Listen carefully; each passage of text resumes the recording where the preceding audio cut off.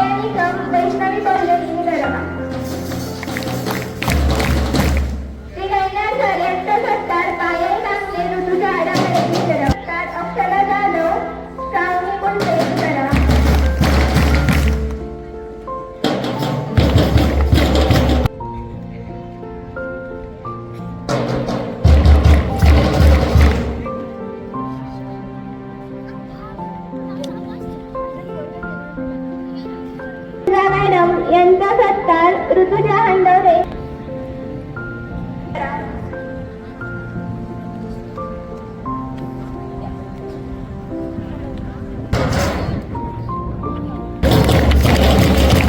श्रीमती लाडे madam यांचा सत्कार नम्रता सोनवणे. श्री आई sir यांचा सत्कार संचित गावकरे, प्रदीप भोसले यांनी.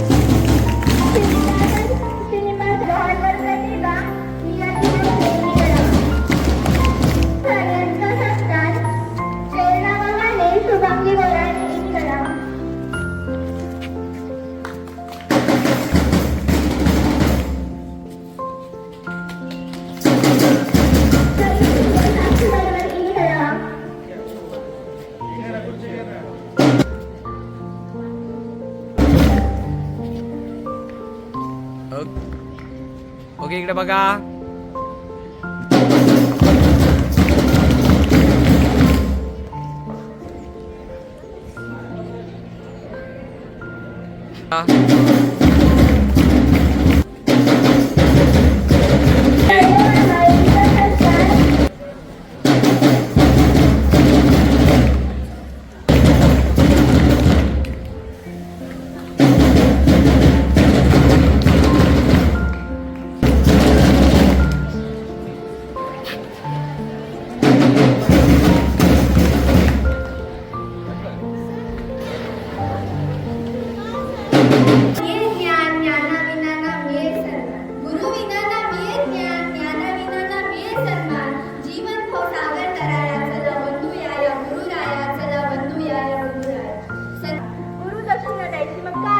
त्यांना आवडेल का असे बरेचसे प्रश्न माझ्या मनात येऊ लागले.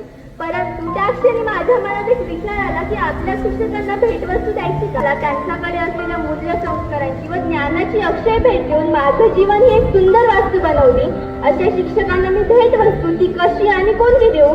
त्या क्षणी माझ्या मनात अजून एक विचार आला की या ज्या शिक्षकांनी मला लिहायला शिकवलं, बोलायला शिकवलं, वाचायला शिकवलं, त्या शिक्षकांनी त्यांच्याच मला दिलेल्या शब्दांच्या कुंभातून काही आदराचे व प्रेमपूर्वक शब्द माझ्या शिक्षकांसाठी.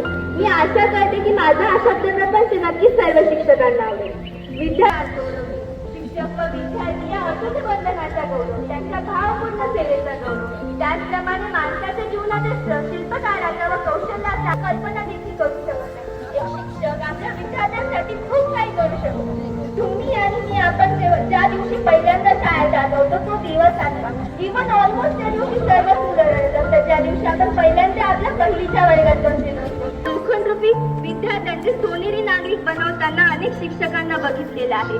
आपण जेव्हा छोटं असतो ना तेव्हा एक मातीचा गोळा असतो, चिखलाचा गोळा असतो. ज्याप्रमाणे कुंभाच्या मातीसाठी विचारायचा मी जर घर असेल तर माझे शिक्षक हे संपूर्ण गाव असतील. मी जर झाडात एक छोटंसं पान असेल ना तर माझे शिक्षक हे ते संपूर्ण झाड असतील. आणि मी जर पाण्याचा थेंब असेल तर माझे शिक्षक हा महासागर असतील. अशी भावना ही प्रत्येक आदर्श विद्यार्थ्याच्या मनात एक नक्कीच येत असणार. आजच्या इंटरनेटच्या काळात चुकीची जागा खूप काळजी घेतली आहे. परंतु एक गोष्ट नक्कीच लक्षात ठेवा की या आमच्या गुरुजीची जागा मात्र कोणी घेऊ शकत नाही. ते कालही तितकंच सत्य होतं आणि आजही तितकंच सत्य असणार आहे. मी इमारत जोडू शकतो कारण त्या दोघींनी पण आम्हाला खूप छान शिकवलं. तर 6व्या तासाला तर आम्हाला खूपच मजा आली कारण आम्हाला तेव्हा शिकवायला एक सर आलेले. नमस्ते. आज 5 सितंबर यानी कि शिक्षक दिन और इसी उपलक्ष्य में मेरे मन में ख्याल आया कि आज शिक्षक दिन और इस वजह से मुझे कुछ बोलना है। तो मैंने मेरी सहेली से पूछा कि यार अभी शिक्षक दिन आ रहा है तो कुछ बोलना है। तो उसने कहा कि सब सच सच बोल दो। तो मैंने कहा ठीक है सब सच सच ही बोल देती हूँ। सच बोलना ना इतना मुश्किल नहीं होता, बस जो आपके मन में है उससे बोलना होता है। और आज मैं यहाँ पर जो कुछ भी कहने वाली हूँ वो सिर्फ मैं नहीं कह रही, वो यहाँ पर बैठा हुआ हर एक स्टूडेंट कह रहा है। तो चलिए शुरू करते हैं। से दूर भगा रहे होते हैं किसी एक अनजान व्यक्ति के पास। और सच मानो या न मानो उस दिन वह बच्चा अपने माँ बाप से बहुत ज्यादा नफरत कर रहा होता है। उस बच्चे को अपने माँ बाप से दूर करने वाली आप थी, लेकिन कुछ ही दिनों में उसकी दूसरी माँ बनने वाली भी आप थी।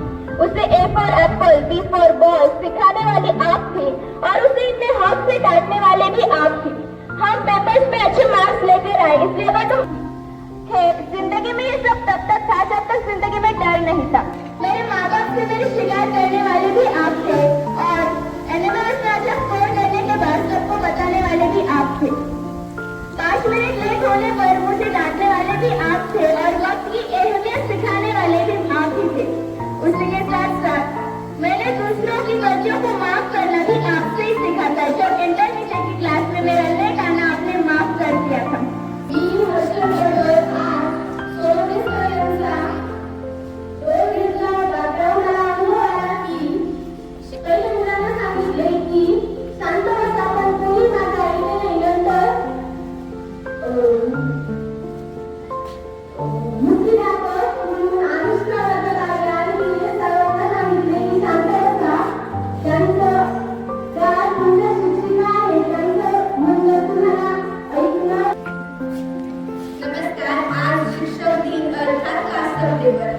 या निमित्ताने मी लाडे मॅडम यांचा रोल घेतलेला होता आणि मी इयत्ता 5वी वर्ग शिक्षिका होते आणि त्या निमित्ताने मला खूप चांगला अनुभव आला की 5वीला सांभाळणे खूप अवघड असतं आणि जे काही शिक्षक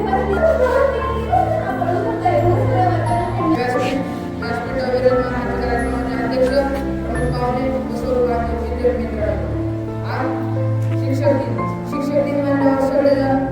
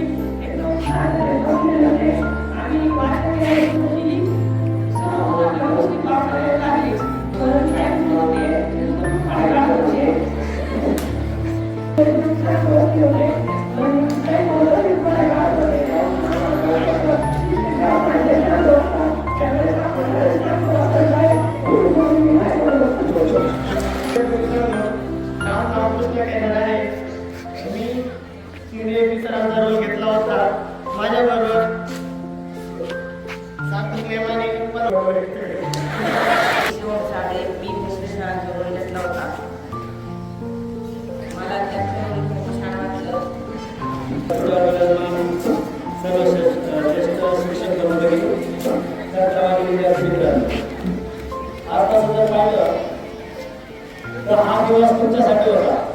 जे मुलं अध्यापक म्हणून जी भूमिका त्यांनी तो अनुभव आपल्याला करायचा तो आपण ज्यावेळेस शिक्षक शिकवता त्यावेळेस आपण वेळापत्रकाच्या भराभारात बसतो किंवा लक्ष नसतं त्यावेळेस शिक्षकांना किती त्रास होत असेल. या गोष्टीचा अनुभव घेण्यासाठी तुमच्यासाठी हा दिवस महत्वाचा होता. जेणेकरून आपण ज्यावेळेस शिक्षक शिकवतात त्यावेळेस आपण आपलं जे कर्तव्य काय आहे